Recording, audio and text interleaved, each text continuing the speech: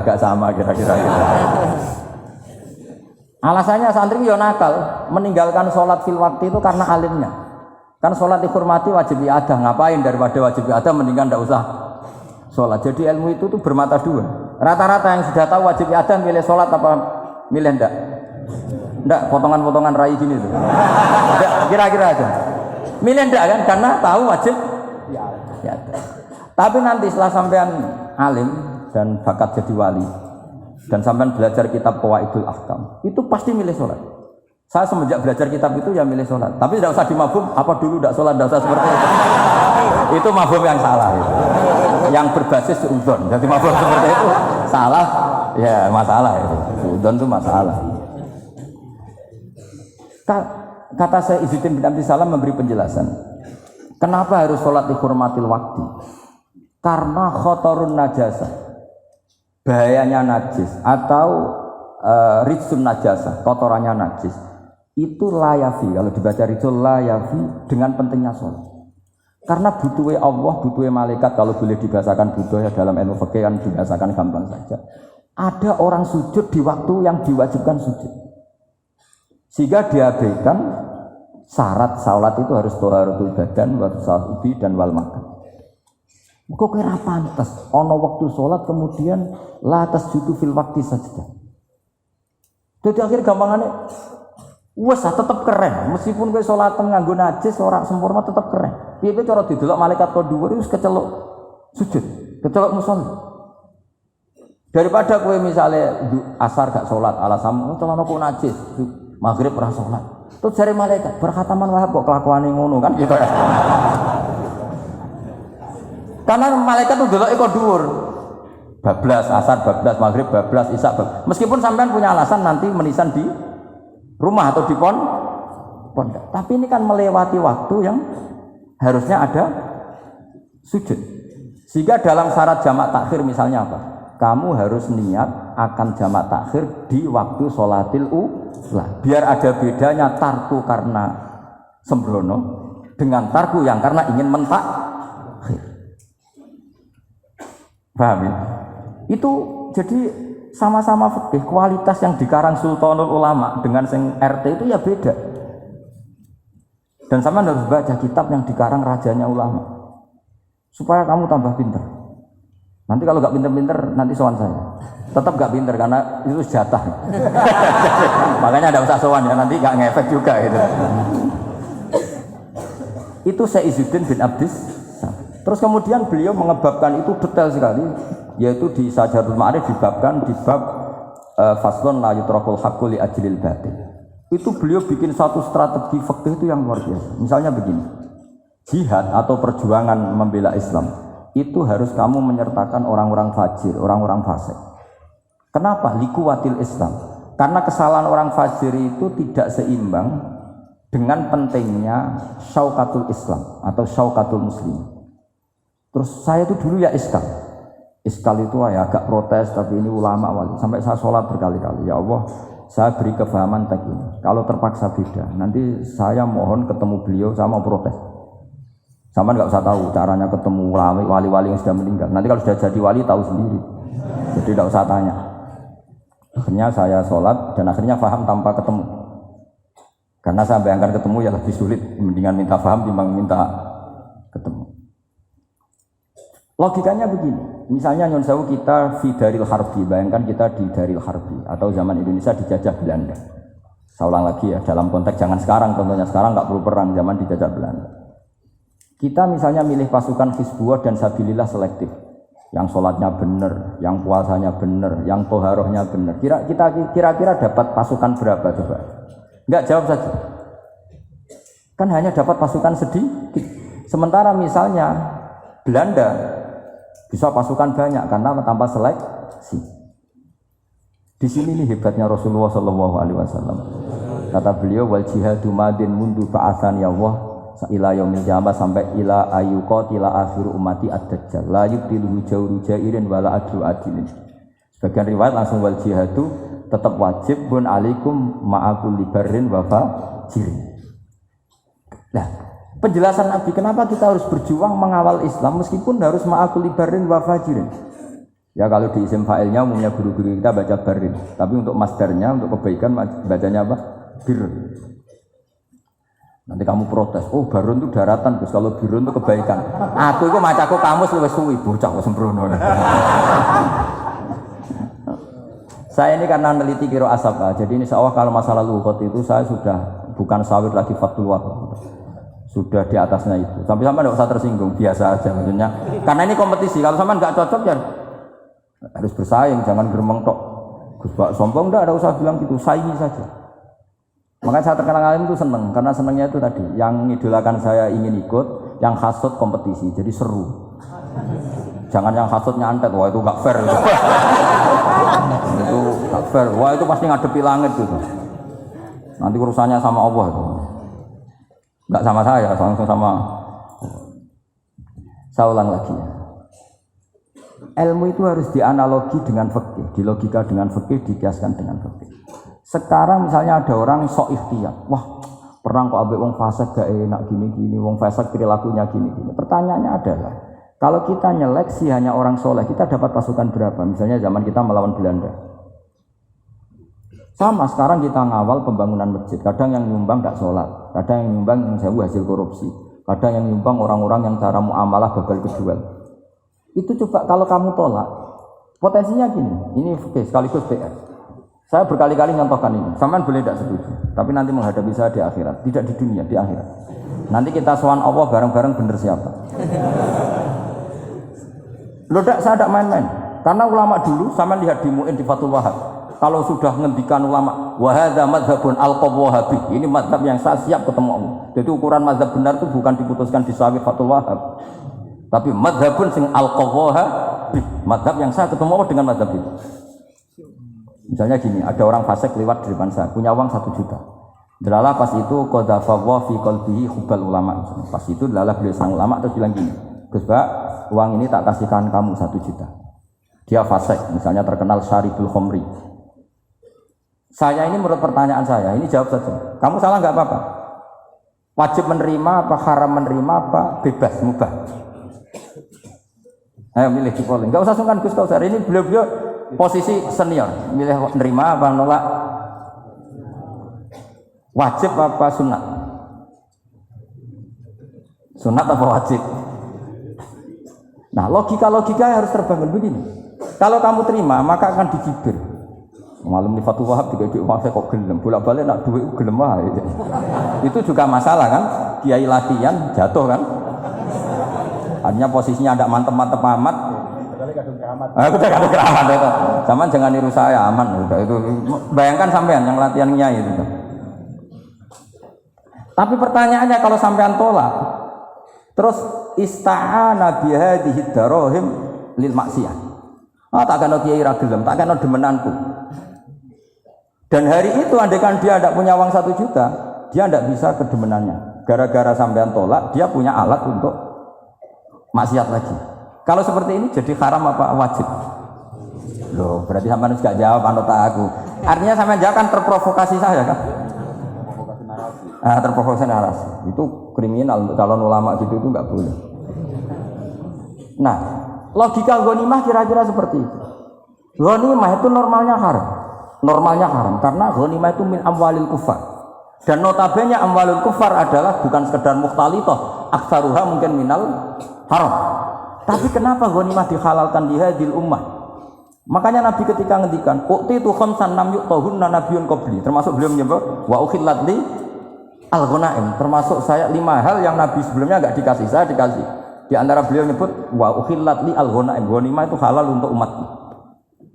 Itu kan kenapa Nabi menyebut itu? Karena normalnya ghanimah itu haram karena min amwalil kufar. Tapi kenapa dihalalkan? Saya pernah ditanya seorang dosen, kenapa itu halal? Saya itu kok gak nyaman. Karena ini jenis orang ikhtiyar. Terus saya bilang gini, andai kan kamu digarong sama garong, kemudian garong itu bawa senpi, bawa pedang. Karena kamu merasa itu tidak milik kamu, monggo gadani jenengan betul malih. Wah ya tidak bisa Gus, nanti dipakai garong lagi sama amwalul kufar. Andai kan lau a'tainahum, andai kan kita kasihkan lagi ke mereka, maka akan dipakai isti'anah, dipakai pertolongan atau alat untuk kekuatan kekafiran mereka. Di sini sirinya kenapa ghanimah menjadi halal. Tapi kenapa Nabi sebelumnya kok dikatakan haram? Karena logikanya memang haram. Itu hebatnya Allah SWT sama para kekasihnya. Ada kekasih yang dipilihkan haram, yaitu Nabi qabla Rasulullah SAW. Karena normalnya memang haram. Ada Nabi yang fikihnya lebih dinaikkan lagi, yaitu dihalalkan supaya harta ini tidak dipakai i'anah alal maksud. Sampean milih fikih mana coba? Nah, saya berharap pinternya Khatam Fathul Wahab itu paling enggak sampai seperti ini. Bariku nantang saya enggak apa-apa. Tapi nanti ketemu di akhirat. Nah itu fikih. Jadi fikih. Nah, tapi kan iso wae Gus nampani khadun nafsi lah, itu mulai masalah kan. Makanya yang seperti itu jangan untuk khadun nafsi. Karena kita butuhnya itu nyita supaya ini enggak dipakai kekuatan maksiat. Jebule mbek kon malah tuh ngopi rokokan. Nah, itu orang kan terus curiga, jebule nek ambek dhuwit ya dodgel.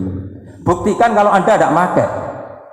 Kamu terima sebagai penyitaan, tapi Anda tidak pakai. Wah itu hebat.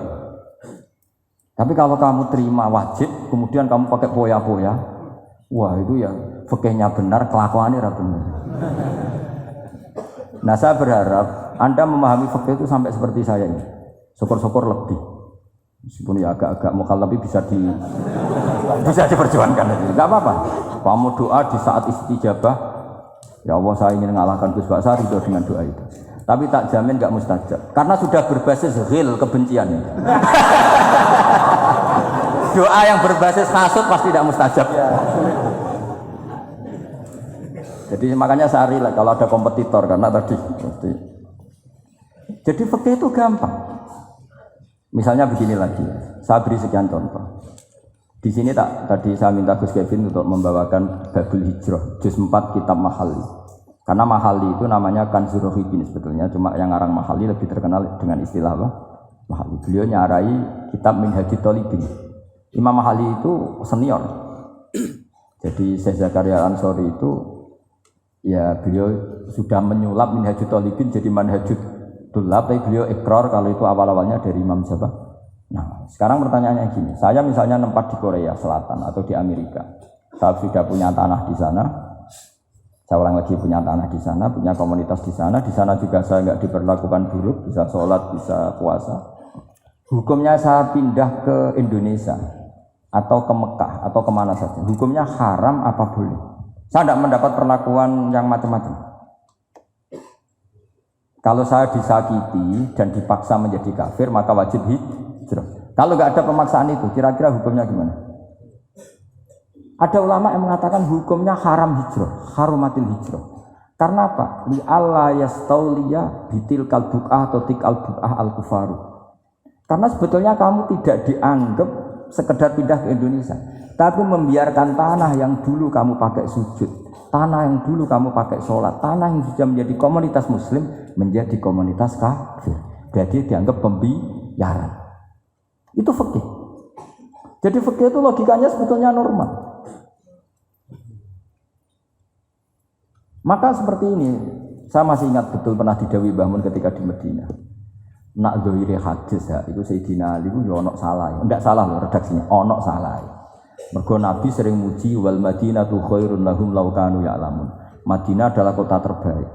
Sataftahuna kadza wa kadza Nabi apa yang gitu. Tapi Nabi selalu ngendikan wal Madinah khairul. Tapi Sayyidina Ali tetap pindah ke Irak. Kufah ya, zaman itu terkenalnya istilah Kufah karena belum ada istilah Irak. Ke Kufah. Pindah ke Kufah, kemudian beliau menyebarkan Islam di Kufah. Terus punya murid awal namanya Hasan Basri, murid paling sukses. Itu orang-orang Basrah, bukan orang Temanggung, orang Basrah. Orang Basrah. Semua riwayat mengatakan itu orang apa? Basrah, jelas bagus-bagus, bukan. Itu sangat jauh dari. Nah, karena Hasan Basri murid paling sukses ini pindah ke Basrah, maka ilmu setelah itu Basrah.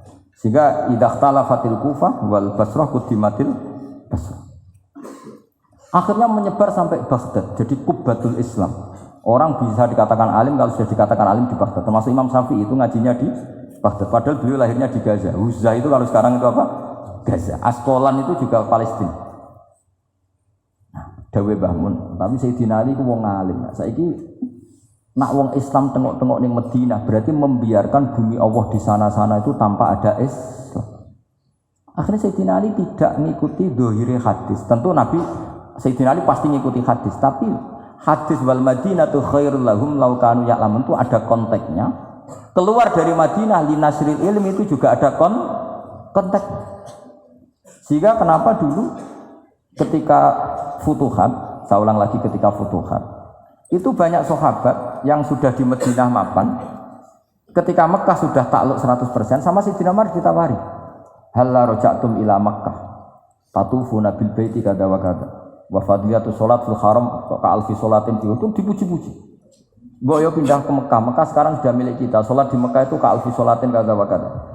Tapi kata para sahabat yang sudah di mana-mana, di Persia itu kalau sekarang Iran, di Lebanon, di Syam kalau dulu, kata beliau-beliau itu paling banter kalau saya di Mekah ibadahnya tawaf. Tapi kalau di negara-negara ini adalah nasrul Islam. Wa nasrul Islam itu da'bul ambiya. Bihada ursilatir rusul. Karena nasrul Islam itu para rasul diutus. Akhirnya mereka terus hidup di mana-mana. Termasuk muridnya Sayyidina Ali, menurut sebagian cerita terus pindah ke Baros ya. Kemana? Baros. Jadi Islam pertama di Indonesia itu muridnya Sayyidina Ali yang di Sumatera itu. Nah, pertanyaannya adalah, kalau kamu punya murid atau anak pamit mau kuliah di Jerman atau di Australia, kamu milih melarang apa menyuruh? Kalau melarang, kalau menyuruh takut katut perilaku barat. Kalau melarang berarti kamu membiarkan Jerman tanpa ada yang sujud. Padahal semua bumi diciptakan Allah, ju'ilat lanal ardu kulluha masjidan. Nah itu fikih. Fikih akan berdebat untuk hal-hal seperti itu. Ini saya beri contoh. Ini masih ada waktu 10 menit. Jangan lama-lama nanti malah bingung. Yang bingung tidak sampean, saya juga ikut bingung nanti kalau kelamaan. Tidak, supaya ini logika ini apa? Logika fikih ya, fikih yang ini tadi sudah halaman 227 ya. Ini tidak, supaya sampean tahu, karena saya pernah belajar detail ya, tentang mahali sama qalibi. Ini kalau di kitab ini halaman 227 ya, tentang juz 4 ya. Halaman 227 juz berapa? 4. Saya beri contoh ya. Ini supaya clear ya masalah posisi kita. Jadi misalnya sama orang Indonesia pindah ke negara lain, terus Indonesia kemudian ditempati orang-orang yang enggak benar. Berarti kamu ikut tanggung jawab. Saya baca Bismillahirrahmanirrahim.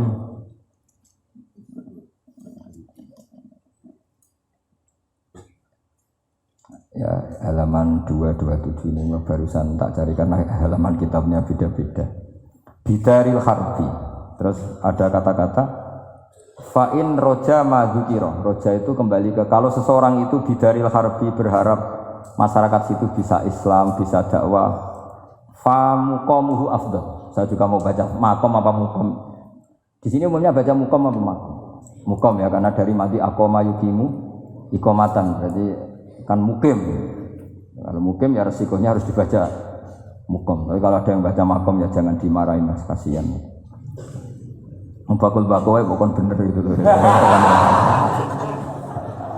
Fa'in roja madzukira fa muqamuhu afdal. Au qadara alal i'tizali harumatil hijratu. Umumnya di sini baca harumat atau hurimat? Ya boleh dua, boleh harumat, boleh hurimat. Kalau itu masih li alla yastauli al kufaru ala mahallihi fayasbahu daral kufri. Jadi artinya gini, misalnya saya di Jogja atau di Jakarta atau di Batam, di situ atau di Papua, di situ kamu merantau di sana sudah bisa menciptakan komunitas Islam. Kemudian kamu pindah, itu bukan dianggap pindah secara mubah karena kangen keluarga, enggak, tapi ada masalah. Setelah kamu pindah ini yang menghuni siapa? Jangan-jangan min dari sujud ila niklab misalnya. Itu fikih. Jadi fikih itu sebetulnya normal saja. Tapi karena kita baca tidak detail, terus kayak apa gitu, kayak fikih itu aneh semua. Dasar gak bakat alim. Jadi sebetulnya fikih itu normal. Makanya kembali ke tadi, kalau orang alim tidak mau izharul ilmi, fa'alaihi la'natullahi wal malaikati wan nasi ajmain. Misalnya saya ini terkenal membawa Islam yang mudah, yang menyenangkan. Orang itu sampai maksiat itu cari kesenangan. Orang sampai maksiat itu karena cari kesenangan. Tapi kalau kesenangan itu tidak didapatkan fit taat, karena taat dikampanyakan secara agak teroris. Kamu sholat tidak mesti diterima, karena baju kamu nggak mesti semuanya halal, sujud kamu nggak mesti itu teroris, sehingga orang yang sholat tuh, sholat di orang masjid ditompo, mendingan nggak sholat. Kita ini kan mikir seperti itu. Coba nyuwun sewu, kalau orang-orang Kristiani, kalau kampanye gimana? Setiap orang mati bersama Bapak di surga. Sementara kita sudah kiai mati masih didoakan ingkana muhsinan. Itu murid kita loh. Itu kan gak sopan sekali. Murid dongakno gurune ingkana muhsinan. Gurune kok muhsinane ditaklek ingkana muhsinan. Cara aku dadi gurumu sembrono guru jarane. Susah ya apa sing muni kana muhsinan iki dikein. Itu kan saya belum pernah doakan Mbah Mun gitu. Kalau saya mendoakan beliau supaya diampuni, doa saya tak rubah gini. Ya Allah antal ghafur wa anta dzu maghfirah. Maka sepatutnya jenengan mengampuni guru saya. Jadi saya tuh kalau bilang ingkana itu kayak gimana gitu. Tapi ini urusan jauh ya, sampean enggak boleh protes. Tapi sanate ngono Gus, niki kitab ngono, sampean ngrubah sanad. Ya saya kalau enggak bisa apa-apa kalau sampean protes gitu. Sampai ngerubah adab nak protes-protesan. Lu coba misalnya Syekh Qadir Jailani itu Sultanul Aulia ya. Terus beliau misalnya wafat di Kloso. Terus kamu berdoa ingkana muhsinan coba. Ini ketuane wali di ingkana. Boyo wong ndak akhlak sithik itu maksudnya. Wong sak donya iku ya tabarraku bi. Ya tabarraku nabi. Saiki ditaklek ingkana.